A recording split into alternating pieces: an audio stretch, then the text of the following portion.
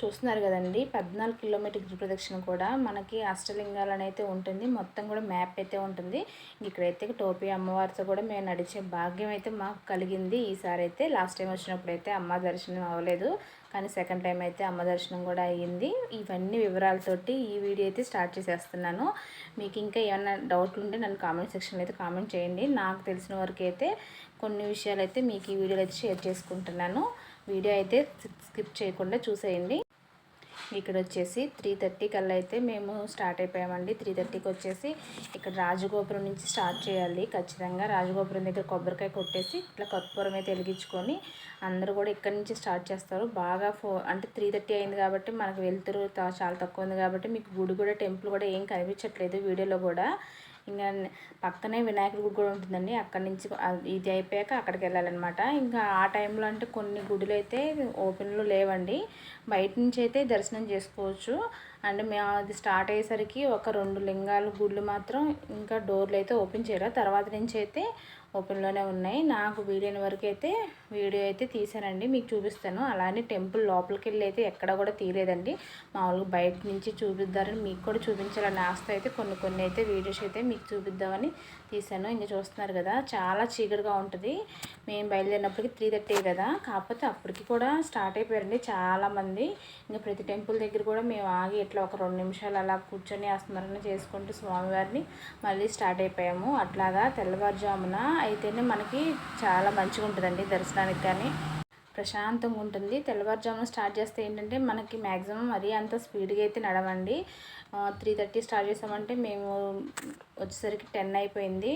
అంటే ఖచ్చితంగా 5.5 అవర్స్ అట్లా పట్టిద్ది అనమాట. స్లోగానే నడుస్తాము. లాస్ట్ టైం వచ్చినప్పుడు అయితే మేము బయలుదేరేసరికి 6 అయిపోయింది. 6 అయిపోయేసరికి టెంపుల్ మొత్తం మనకి గిరి ప్రదక్షిణ మొత్తం కంప్లీట్ అయ్యేసరికి 12:30 అట్లా అయ్యేసరికి కాళ్ళు అయితే బాగా కాలినాయి. ఈసారి మాత్రం అట్లా అనుకోకుండా 1:30కి అట్లా లేచి అందరం రెడీ అయిపోయి 3:30 కల్లా టెంపుల్ దగ్గరికి అయితే వచ్చేసాము. ఇంకా ప్రతి లింగం దగ్గర కూడా కొంచెం అయితే వీడియో తీసానండి. అన్ని లింగాల దగ్గర కూడా వీడియో అయితే క్లారిటీగా తీయలేదు. బట్ కాకపోతే మనకి నడుస్తున్నప్పుడు కూడా స్వామివారు అంటే గిరి అనేది మనకి కుడివైపు ఉంటుంది, మనం ఎడంవైపు నడవాలి. కుడివైపు అంటే స్వామివారు మనకి ఋషులు వీళ్ళు అయితే నడుస్తారంట. తెల్లవారుజామున అయితే దేవతలు అందరూ కూడా గిరి ప్రదక్షిణకి అయితే వస్తారనేసి పురాణాల్లో చెప్తూ ఉంటారు. నేనైతే చాలా వీడియోల్లో కూడా విన్నాను. అందుకని మ్యాక్సిమం అందరూ కూడా కుడివైపే నడుస్తారండి. చాలా బాగుంటుంది. అసలు చిన్న పిల్లలు కూడా ఎంత ఓపికగా మంచిగా సరదాగా వాళ్ళు యాక్టివ్గా భలే నడిచారండి. మనకి ఒకటే అండి, నేను స్టార్ట్ చేసిన కాడి నుంచి మళ్ళీ ఎండ్ అయ్యే వరకు కూడా ఓం నమ శివాయ అనుకుంటూనే గిరి ప్రదక్షిణ మాత్రం మనం పూర్తి చేయాలి. మధ్యలో ఇంకా వేరే ఆలోచనలు వేరే ఏమీ కూడా రానియకుండా అయితే ఓన్లీ ఓం నమ శివాయ అనుకుంటేనే నా నాలుక మీద అయితే మ్యాక్సిమం అదే పదం ఇప్పుడే కాదు రోజు కూడా అలవాటే. ఇంకా అలాగే అలవాటైపోయింది. తెల్లవారుజామున కదండి, ఆ మంచులో అసలు ఎంత అందంగా ఉందో చూడండి. వ్యూ అయితే మనకి చాలా బాగా అనిపిస్తుంది. అందులో నుంచి అలాగే అరుణగిరి చూస్తూ ఉంటే చాలా హ్యాపీగా అనిపిస్తుంది, ప్రశాంతంగా ఉంటుందండి. పక్షుల సౌండ్లతోటి దారి మొత్తం కూడా చాలా అంటే చాలా బాగుంటుంది. కాకపోతే నేను సజెషన్ చేసేది ఏంటంటే ఎవరైనా ఫస్ట్ టైం వెళ్ళేటప్పుడు అయితే కొంచెం చేంజ్ ఉంటుంది కదండి. మనకు భిక్షాటం చేసే వాళ్ళు పాపం చాలామంది ఉంటారు, స్వామీజీలు వాళ్ళైతే ఉంటారు కాబట్టి ఎక్కువ శాతం చిల్లర తీసుకెళ్ళాలి. మ్యాక్సిమం మనిషికి వచ్చేసి ఒక 500 రూపీస్ అన్న చేంజ్ అయితే ఉండటం మంచిదండి. ఎందుకంటే అక్కడ ఏ రూపంలో వచ్చి ఆ పరమేశ్వరుడు చేయి జాపుతాడో తెలియదు కాబట్టి మనకి చేయి జాపిన వాళ్ళందరికీ కూడా ఖచ్చితంగా అంటే వేయాలండి. నేనైతే అది నమ్ముతాను. ఖచ్చితంగా అయితే నేను లాస్ట్ టైం వెళ్ళినప్పుడు అట్లాగే తీసుకెళ్ళాం, ఈసారి కూడా అలాగే తీసుకెళ్ళాం. చూస్తున్నారు కదా మొత్తం అందరూ కూడా చాలా ఎక్కువ మంది ఉంటారు. ఇంక ఇది వచ్చేసి ఆది అన్నమయ్య టెంపుల్ అండి. ఈ టెంపుల్ వచ్చేసి కొంచెం గిరికి లోపల వైపు ఉంటుంది. అంటే మనం ఎడం వైపు నడుస్తాం కదా, ఈ కుడి వైపు ఉంటుంది అనమాట. కొంచెం బోర్డులు అవి ఉంటాయి. కొంచెం కొత్తగా వెళ్ళేవైతే కన్ఫ్యూజ్ అవ్వకుండా చూసుకొని కొంచెం లోపలికి వెళ్ళాలి. ఒక 1/2 కిలోమీటర్ల అలా లోపలికి ఉంటుంది. ఇక మేము లాస్ట్ టైం వెళ్ళినప్పుడు కూడా వెళ్ళాము, ఈసారి కూడా వెళ్ళామండి. మ్యాక్సిమం కొన్ని టెంపుల్స్ అయితే ఖచ్చితంగా చూడాల్సినవి అయితే ఉన్నాయి. ఇదైతే వరుణలింగం అండి. ఇంక అన్నీ కూడా బయటే వీడియో తీసాను కానీ నేను లోపల అయితే ఏం వీడియో అయితే తీయలేదండి. ఇంక ఇది వచ్చేసి ఇక్కడ ఉంటుంది కదా మనకి తిరువన్నామలై ఐ లవ్ యూ అని, అక్కడైతే చిన్నగా వీడియో అయితే తీసాను. వెనకాల నుంచి కూడా గిరి కనిపిస్తుందని చెప్పి అయితే తీసాము. ఇంక ఇది వచ్చేసి లాస్ట్ అంటే ఇంక 2-3 లింగాలు ఉన్నాయిలేండి. మొత్తం కూడా తీయలేదని చెప్తున్నాను కదా, కొంచెమే తీసాం. మేము వచ్చేటప్పటికి చీకటిగా ఉండేసరికి ఇంకా తీసినా కూడా ఏం వీడియో కనిపించట్లేదు. ఇంకో కుబేరలింగం అనమాట. కుబేరలింగం దగ్గరలో ఉన్నాము. ఈ వీడియో అయితే అక్కడే తీసాము. ఇక్కడైతే మనకి కుంకుమ అయితే గ్రీన్ కలర్లో కూడా అమ్ముతారండి. ఇక్కడ ఈ టెంపుల్ దగ్గరే ఉంటుంది ఆ గ్రీన్ కలర్ కుంకుమ. అది కూడా చాలా బాగుంటుంది. నేను లాస్ట్ టైం వెళ్ళినప్పుడైతే తీసుకున్నాను. ఇంక ఈసారి అయితే తీసుకోలేదు. ఇక్కడైతే అమ్మ అయితే తీసుకున్నట్టుంది ఒక డబ్బా. అది కూడా అమ్మవారికి ఇష్టం కదా గ్రీన్ కలర్ కుంకుమ. ఇక చూస్తున్నారు కదా, ఇక్కడ మొత్తం గ్రీన్ కలర్లోనే ఉన్నాయి వినాయకుళ్ళు, కుంకుమ అన్నీ కూడా. ఇంకా అలా స్వామిని దర్శించుకొని వచ్చేసరికి బయట ఇంకా టోపీ అమ్మవారు అయితే మాకు దర్శనం అయితే ఇలా ఇచ్చారండి. చూస్తున్నారు కదా, అటు ఇటు ఒక ఇద్దరు అయితే ఉంటారు అమ్మవారికి. ఇంకా వాళ్ళు మాత్రం అమ్మవారితోనే ఉంటారంట. ఆయన చెప్పారు మాతోటి, అమ్మవారికి దగ్గరికి వెళ్ళకూడదమ్మా, కొంచెం దూరంగానే దండం పెట్టుకోండి అంటే మేము ఇంకైతే ఎదురు వెళ్ళలేదండి. అలానే పక్కకి వెళ్ళి ఆవిడకి అవి ఇవి ఇచ్చి ఇబ్బంది కూడా పెట్టకూడదంట. ఇంకా అట్లా అయితే ఏం అవ్వలేదు మేము. ఇంకా అమ్మవారిని కొంచెం దూరం నడిచాక ఇంక ఇక్కడైతే మోక్ష మార్గం అయితే వచ్చేసిందండి. మేము లాస్ట్ టైం వెళ్ళినప్పుడైతే మోక్ష మార్గం కూడా ఇది మనం చూసుకోవాలి. లెఫ్ట్ సైడ్ నడుస్తాం కదా, ఇది రైట్ సైడ్ ఉంటుందండి. కొంచెం మనం బోర్డ్స్ చూసుకుంటే వెళ్ళాలి, లాస్ట్లో ఉంటుంది అనమాట. కొంతమందికి అయితే మొన్న మేము వెళ్ళినప్పుడు ఫస్ట్ టైం వెళ్ళినప్పుడు అయితే మర్చిపోయి ఎదరికొచ్చి మళ్ళీ వెనక్కి వెళ్ళాము. ఈసారి మాత్రం కొంచెం ఐడియా ఉంది కాబట్టి కరెక్ట్గానే వెళ్ళాము. మాతో కొంతమంది నడిచిన వాళ్ళు ఉంటారు కదా, వాళ్ళు కొంచెం మిస్ అయిపోయి వచ్చేసారు పాపం. మళ్ళీ వాళ్ళు వెనక్కి వచ్చి మళ్ళీ మోక్ష మార్గం కూడా చూసుకొని వెళ్ళారనమాట. అందుకని చెప్తున్నా, ఇది కూడా రైట్ సైడే ఉంటుంది మనకి. మనం నడిచేటప్పుడు మనం ఎడమవైపు ఉంటాం. ఈ మోక్ష మార్గం కూడా రైట్ సైడ్ ఉంటుంది అనమాట. ఇక్కడైతే మా హస్బెండ్ మా అమ్మ అది అయిపోయింది. ఇంకా మా బ్యాగ్లు వెనకాల ఉండి తీసుకొచ్చుకుంటున్నాను. మా అమ్మ వెనకాల ఉంది ఒక పాప, అసలు ఎంత ఎనర్జీగా ఉందో ఆ బుడ్డమ్మ అయితే. చూస్తున్నారు కదా, చెప్తుంది నేను లాస్ట్ టైం కూడా వచ్చాను, ఇక ఈ ఎక్క కోసం తోడొచ్చాను ఇప్పుడు అది ఇది అని చెప్తుంది మంచిగా. వాళ్ళైతే మంచి సరదాగా ఉంది పాప అయితే.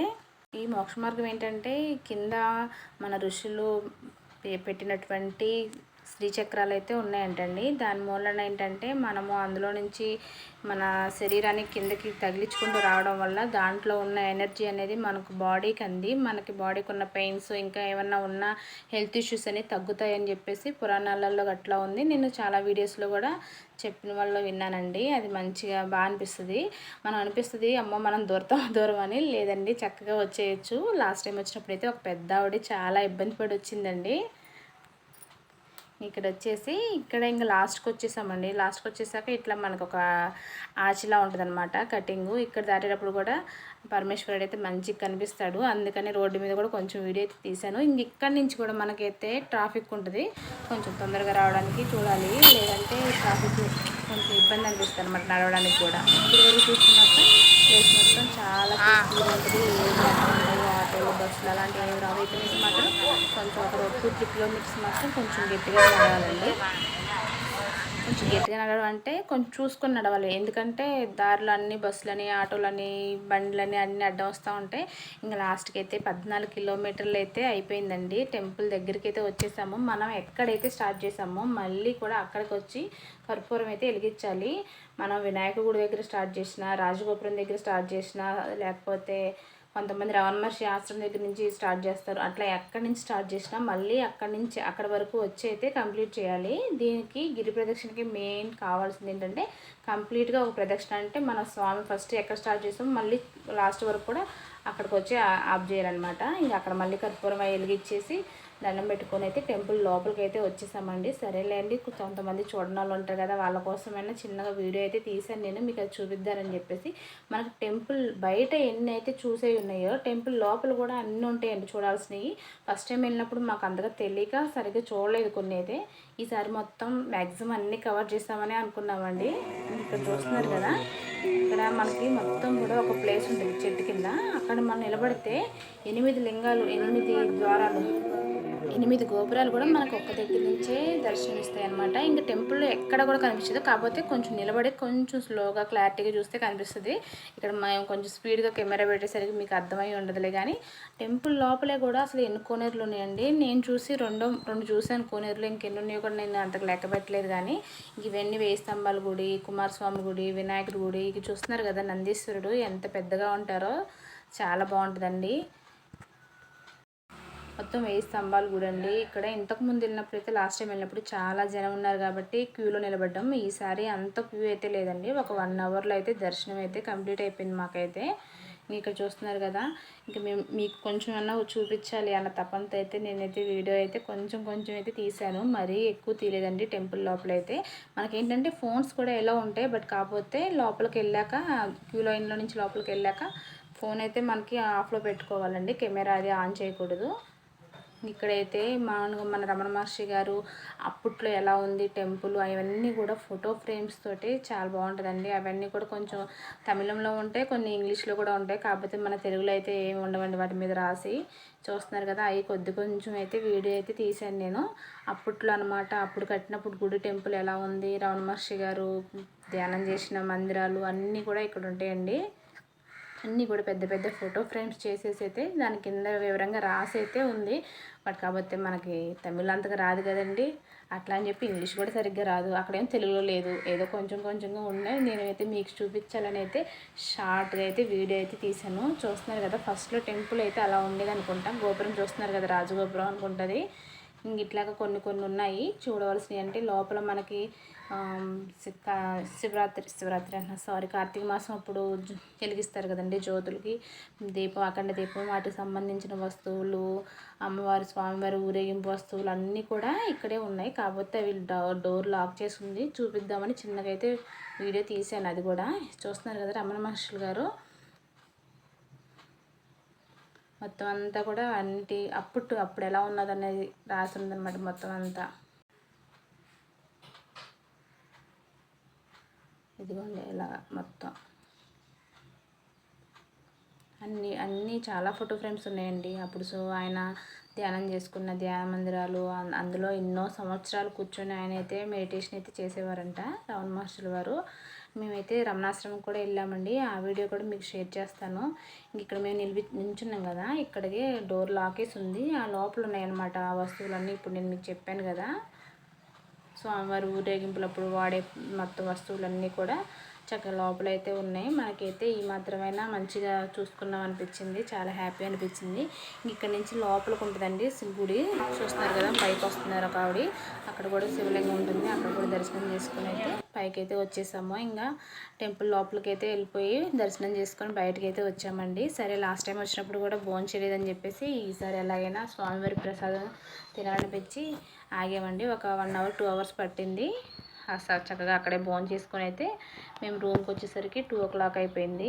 ఇంక చూస్తున్నారు కదా, కోనేరులు కూడా ఉన్నాయి. ఇది మనకి దేవుడి దగ్గరికి వెళ్ళేటప్పుడు క్యూ లేదులే, కానీ భోజనం చేయడానికి వెళ్ళినప్పుడు మాత్రం క్యూ అయితే చాలా పెద్దగా ఉంది. ఇంక దర్శనం చేసుకుని వచ్చాక ఇలాగ మనకి టెంపుల్లోనే ఇట్లా మజ్జిగ కూడా ఇస్తూ ఉంటారు. కొన్ని చోట్ల ప్రసాదాలు పంచి పెడతారు. గిరి ప్రదక్షిణలో కూడా నేను వీడియో తీయడం మర్చిపోయాను, కానీ ప్రసాదాలు అయితే అక్కడక్కడ పంచి పెడుతున్నారండి. మేము ఒక దగ్గర అయితే ప్రసాదం తీసుకున్నాము. ఇంక ఇక్కడైతే మజ్జిగ ఇస్తుంటే మజ్జిగ అయితే తాగేసి అయితే వచ్చేసాము. కొంతమంది అయితే బాటిల్లో కూడా పోసుకొని తాగుతున్నారు మజ్జిగ అయితే. కానీ ఇంకా మనం ప్రదక్షిణ చేసినప్పుడు కూడా ఇంకేం టిఫిన్ గట్ట ఏం తినాం కాబట్టి ఇంక చూపిస్తాను చూడండి ప్రసాదం. ఒక దాంట్లో అయితే స్వీట్ ప్రసాదం, ఒకటేమో పులిహోర ప్రసాదం అనమాట. నేనైతే తీసుకొని మీకు కూడా చూపిద్దామని అయితే చిన్నగా వీడియో అయితే తీశాను. స్వామివారి ప్రసాదం కూడా చాలా టేస్టీగా అయితే ఉంటుందండి. ఇక్కడ ఇవి అయితే గుళ్ళో పంచిపెడతారు. మామూలుగా మనం ఇంటికి తెచ్చుకోవాలంటే లడ్డు ఉంటుంది, లడ్డు ఇంకా అరిసెలు, చెక్కలు, జంతికలు ఇవి కూడా అమ్ముతారండి అక్కడ. నేనైతే అన్నీ కూడా ఒక ప్యాకెట్ అయితే తీసుకున్నాము. ఏది పులిహోర ప్రసాదం, మనకు పులిహోర అంటే ఫేవరెట్, అది టెంపుల్ ప్రసాదం అంటే చాలా ఇష్టం అనమాట. ఇంకా ఖచ్చితంగా అంటే తినాల్సిందే. ఎక్కడైతే దర్శనం చేసుకొని మనం కిందకు వచ్చేస్తున్నాం స్టెప్ దగ్గర నుంచి. ఇట్లా అయితే మనం మెట్ల దగ్గర నుంచి దిగి వస్తుంటేనే ఇక్కడ నందీశ్వరుడు, ఎదురేమో రాజగోపురం అయితే ఇట్లా కనిపిస్తూ ఉంటుంది మనకి. అసలు చాలా బాగుంటుంది. చాలామంది వీడియోస్, ఫొటోస్ కూడా ఇక్కడే తీసుకుంటారు. నేను కూడా 2-3 వీడియోలు అయితే తీశాను. ఇంకా మీకు అరుణాచలం టెంపుల్స్ గురించి ఏదైనా డీటెయిల్స్ కావాలంటే నాకు కామెంట్ సెక్షన్లో అయితే కామెంట్ చేయండి. నాకు తెలిసిన వరకు అయితే మీకైతే చెప్పడానికి ట్రై చేస్తాను. రూమ్స్ కానీ ఇంకా దేనికైనా బస్సు, ఆటో, ట్రావెలింగ్స్, ట్రైన్కి ఛార్జీలు కానీ ఎంత అయింది, ఖర్చు మొత్తం బడ్జెట్ ఎంత అయింది అని చెప్పేసి కూడా నేను నెక్స్ట్ వీడియోలో చెప్తానండి. ఇదైతే అన్న సంతర్పణ జరిగే దగ్గరికి అయితే వెళ్తున్నాము. ఈ పక్కనే కోనేరు కూడా ఉంది, చూస్తున్నారు కదా. ఇక్కడ నుంచి మనకి 4-5 గోపురాలు అయితే కనిపిస్తూ ఉంటాయి. క్యూ లైన్ అయితే చాలా పెద్దగా ఉందన్నమాట. ఒక్కొక్క క్యూ లైన్కి వచ్చేసి 1 అవర్ పట్టిందండి వెయిట్ చేయడానికి, భోంచడానికి. అన్నప్రసాదం అయితే చాలా బాగుంది. ఇంక లాస్ట్లో అయితే అది కూడా చూపిస్తాను, చూసేయండి. మన వీడియో ఫస్ట్ టైం చూస్తే లైక్ చేయండి, అలాగే ఎంతమంది శివభక్తులు ఉన్నారో నాకు కామెంట్ చేసేయండి. ఇంక ఇక్కడైతే నిమ్మకాయ పచ్చడి, బంగాళదుంప కూర, సాంబారు, రసం అయితే వేశారు. వీడియో నచ్చితే మాత్రం లైక్ చేయండి, అట్లాగే సబ్స్క్రైబ్ చేయడం మర్చిపోవద్దు.